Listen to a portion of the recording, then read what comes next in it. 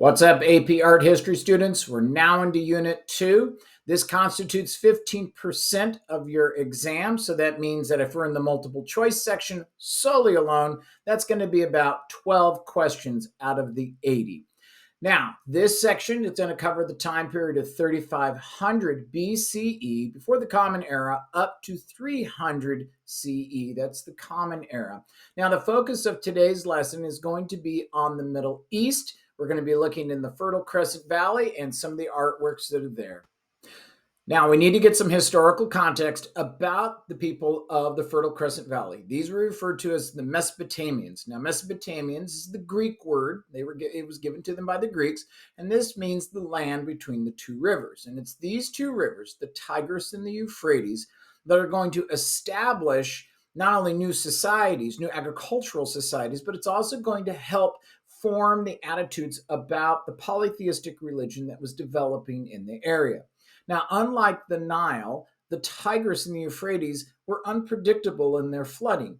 And so many people at this time believed that because the river flooded, it was because the gods were unhappy. The river dried up, it's because the gods were unhappy. And this sort of established this sort of, not sure what the gods are feeling or what they want to do. And this is going to establish some of the architectural, particularly the monumental architecture that's being built at the time. I'm going to pull out some AP World History for us. So we're going to do that spice chart. Every society that we're going to see in the early ancient Mediterranean, you should have some sort of idea of how they are developing. So S for in our spices means social. What is the social structure of the society? Is it a ruler? Does it have priests? Does it have warriors? And how do they sit within the hierarchy of that society? The laboring force. Are there slaves? Are there not slaves? So we have that. Then the P stands for politics. What is the political system like? Most of these societies that we're going to read about early on are going to be theocratic. That means that the government is holding hands with the religion. And so everything governmentally is done with some sort of religious purpose, particularly when we look at like the Hammurabi stele. So that we have social, we have the political, we have the intellectual. And the intellectual is our art. It is our ceramics. It is our monumental structures being built. So we have this sort of intellectual moment. Then we have culture. And the culture is going to be the literature. It's going to be the religion. It's going to be the foods that they eat, the way they dress. And then finally, it's going to be the Eve for our spice, and that's going to be the economic systems. And that is where we're going to find cultural diffusion. That means we're going to see art styles moving from one place to another place. So keep that in mind. Trade routes like the Silk Road trade route, the Trans-Saharan trade route, the Mediterranean Sea trade route, the Indian Ocean trade route, they're all going to exchange not only just goods, but they're also going to exchange artworks as well.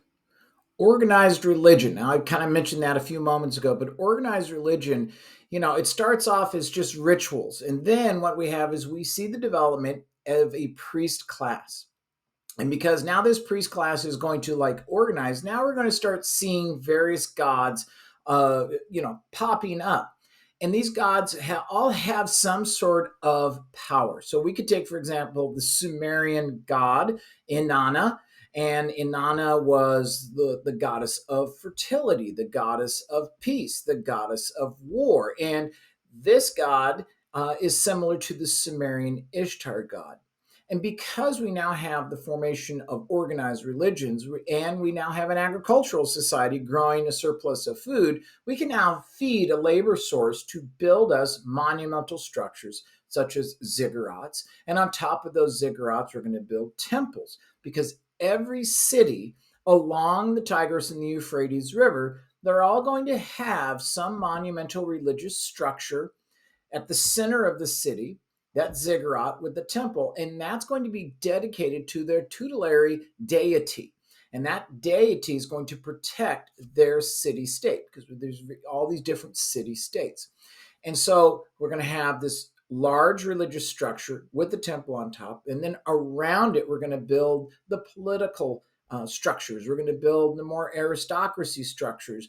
And we begin to have the plaza. So everything kind of focuses on religion. And again, this is important. We need to understand what is the culture we're trying to understand. This is important in Unit 2. But we also need to understand what is the function of this structure? Why is it being created? And who is creating it as well? Who's backing it? Where's the money coming from for these structures? The last thing I'm going to leave you with in the contextual history department is politics. Now, what we're going to see is we're going to see kings, and kings are saying that the gods have chosen them above everybody else in the entire area. The gods chose this one guy to lead everybody else. And what's going to happen is you're going to have different groups, different, like, I don't know, tribes that are going to then control the Mesopotamian. So I want you to kind of remember this fun little acronym. And the acronym is SUM, apples, bananas, and pears. Now, this acronym represents the SUM, the S represents the Sumerians. And then the A for, the apple represents the Akkadians. So we have some apples. Bananas are going to represent the Babylonians.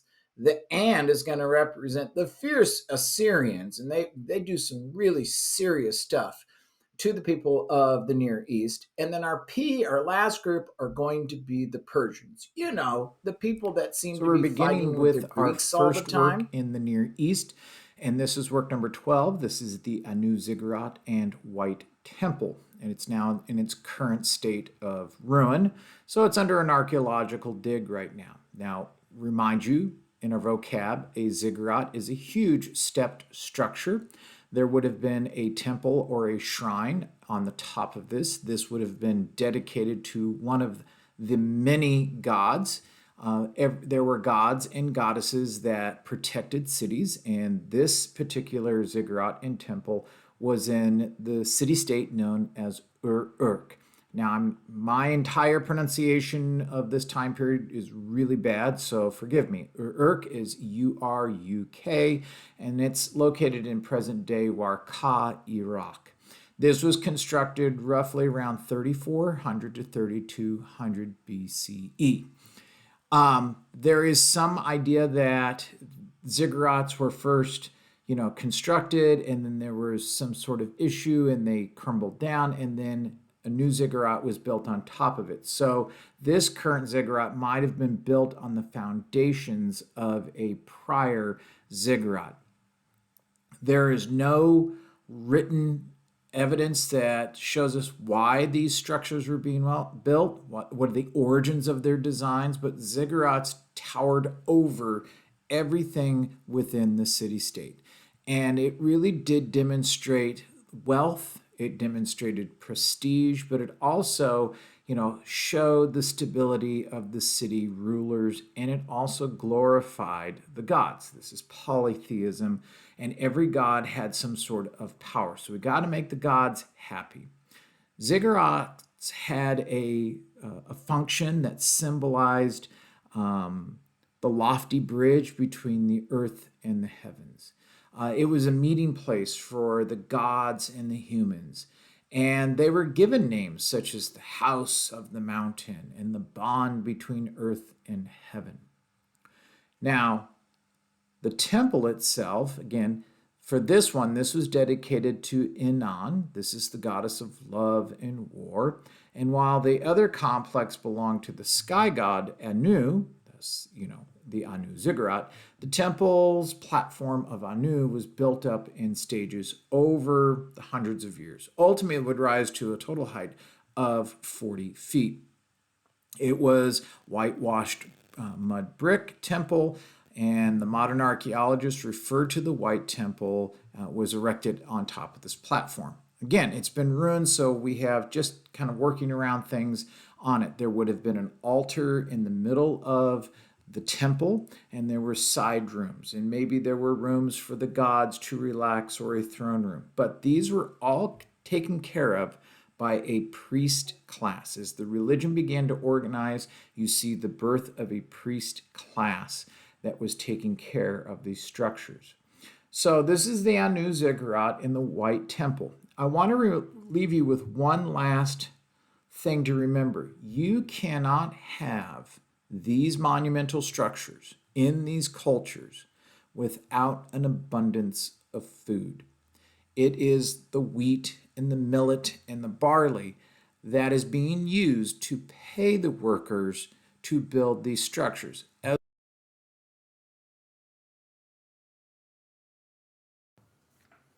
Our next work is work number 14. These are votive figures from the square temple of Eshnuna. That would be found in present-day Tel Asmar, Iraq. And these date to about between circa 2900 to 2600 BCE. Now, these votive figures come in various sizes and different genders. They are consistently made of limestone or alabaster and gypsum. And the height of the largest figures that have been excavated is about 30 inches, almost 3 feet in height, down to roughly about 12 inches.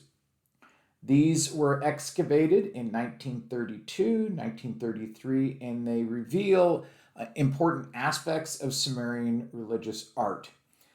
These votive figures of men and women, images dedicated to the gods, are directly related to ancient Near Eastern devotional practices in which an individual worshiper will go to an artist. They will then follow certain conventions, that is, like the wide eyes, and if it's a male, it's going to be bare chested. If it's a female, it's going to be wearing a dress, holding their hands, clasping their hands together in some sort of pious position. And they did this to set themselves up in a shrine that would have been facing towards a larger image of the deity that was part of that city state. Sometimes there were inscriptions down below that identified the figure as, quote, one who offers prayers. There might have been longer inscriptions. They might recount the detail of things that the donor had accomplished to appease the deity, to appease that god. And each sculpture would serve as a stand-in, as a substitute for the donor who couldn't be at temple because they're doing something in life. So this kind of stood in their place so they could show how pious they could be. I would compare that to a person who's maybe Catholic and they would go to the church and they would light a votive candle, say a prayer, light a candle, and that candle, that flame sort of represents them being there. Sculptures of these votives, again, followed conventions. These are traditional ways of representing the forms that were important to Sumerian art. That is, the figures have sort of the stylized face, stylized bodies. They dressed in clothing that emphasized a pure cylindrical shape, and they stand with piousness, hands clasped together to show respect. Perhaps this is a posture expected in sort of the devotional context. Those bold, staring eyes, yeah, they're a little bit frightening. Makes you kind of think of Chucky sometimes, but those bold eyes are related to the statements in contemporary Sumerian text through the cuneiform that's been interpreted that advise worshippers to approach the gods with an attentive gaze.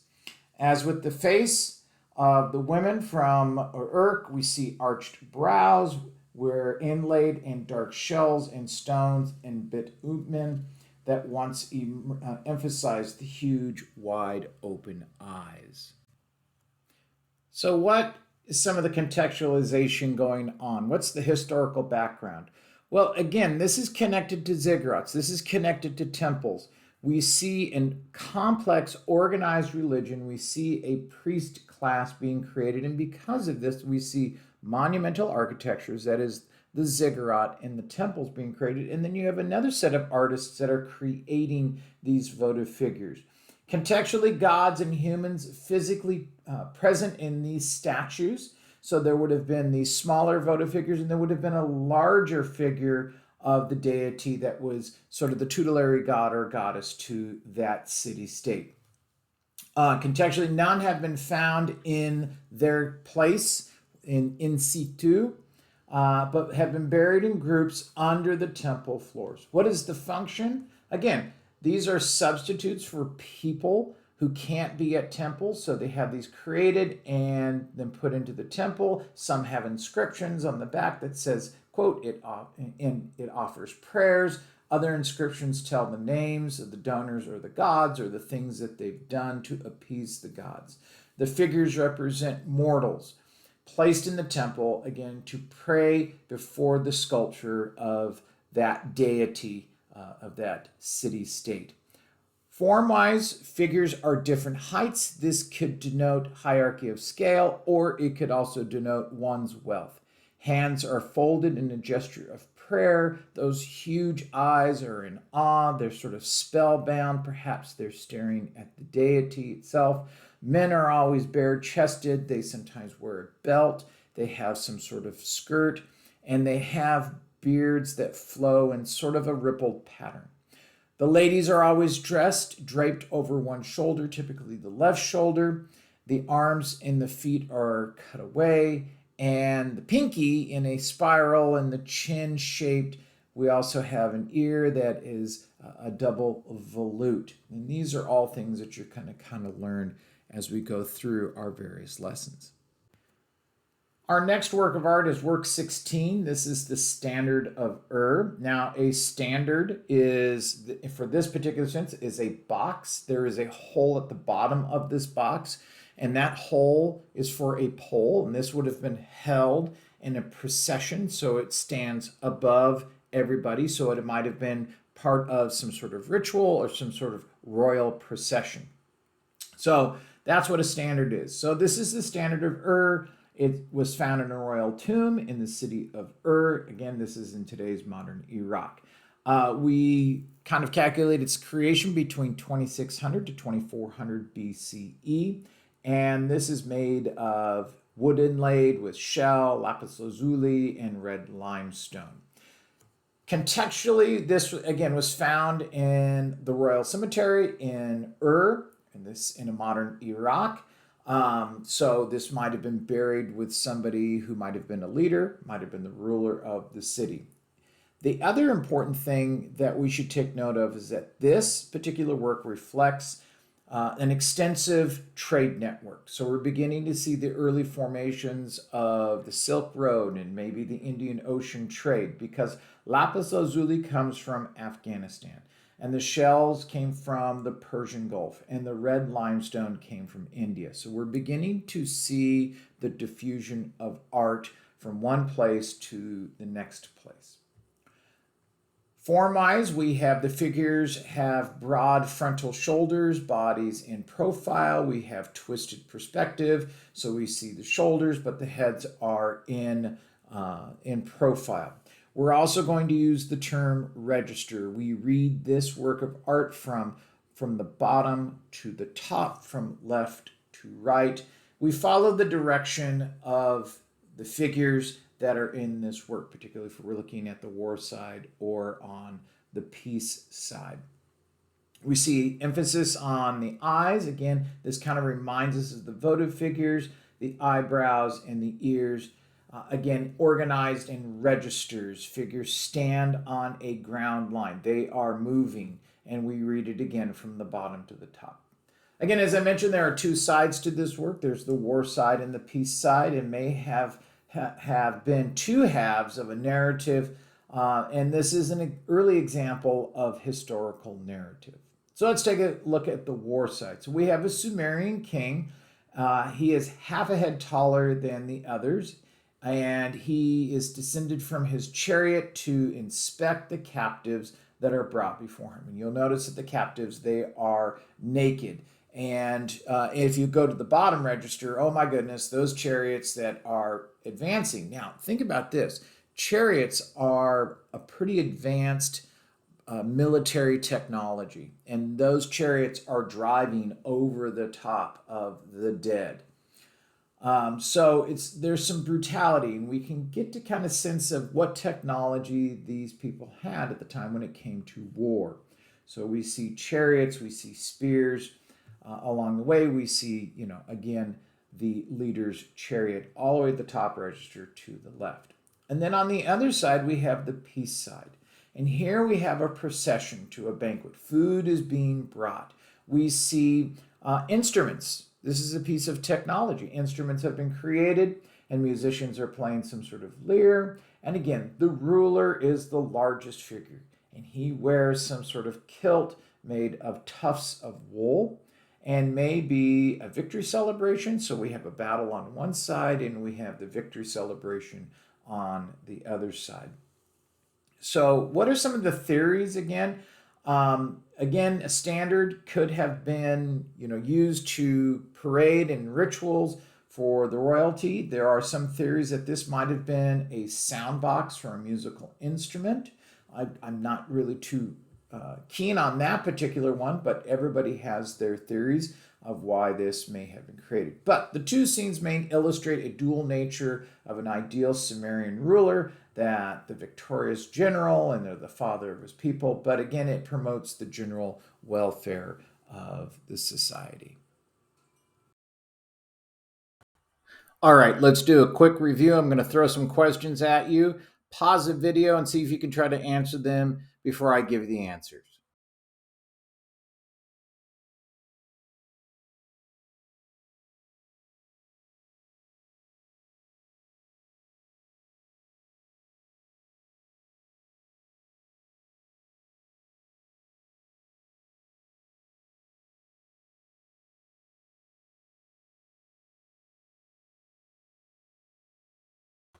Well, how'd you do? Did you identify that as the Anu Ziggurat and the White Temple? If you did, good for you. Also, did you describe the function as being sort of that lofty bridge between earth and heaven where humans and gods can come and interact? Because that was the function of this ziggurat. If you got that, fantastic. Okay. Hey, I hope you enjoyed today's video. And if you do, hit that subscribe button down below. There'll be many more to come. Thanks for watching.